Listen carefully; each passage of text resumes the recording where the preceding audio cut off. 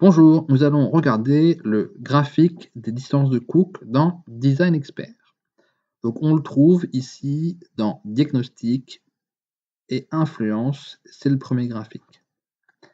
Les distances de Cook sont utilisées en régression pour détecter les données aberrantes. Alors, qu'est-ce qu'une donnée aberrante en statistique? Il s'agit d'une donnée qui va influencer significativement les coefficients du modèle. C'est-à-dire que si on conserve les données, on obtiendra un modèle M0 qui sera différent d'un modèle M1 construit sans ces données aberrantes. Les données aberrantes vont être des éléments qui déstabilisent un modèle. Il est donc recommandé de se séparer de ces données aberrantes et de faire la modélisation de notre échantillon sans ces valeurs aberrantes. Dans le cas d'un plan d'expérience, un point aberrant sera une expérience qui n'obéira globalement pas aux mêmes règles que les autres, soit parce qu'on a mal choisi les bornes des facteurs, soit parce qu'on a fait une erreur expérimentale, soit parce que le modèle est incapable d'en rendre compte.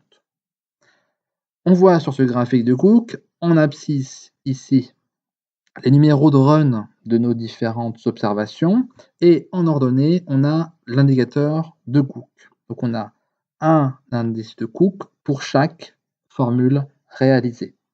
Si le point dépasse la limite de significativité de Cook, on pourra alors être sûr que le point est aberrant.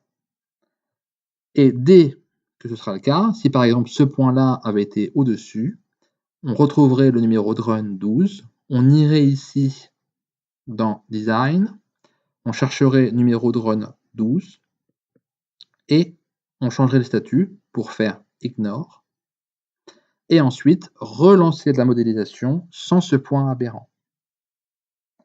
Donc voilà pour les licences de Cook sur Design Expert. Merci d'avoir regardé cette vidéo. À bientôt.